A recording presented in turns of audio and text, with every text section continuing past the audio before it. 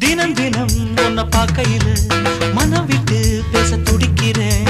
ஊர கதை தானே நடக்குது, உள்ள கதை உள்ள முழிக்குது.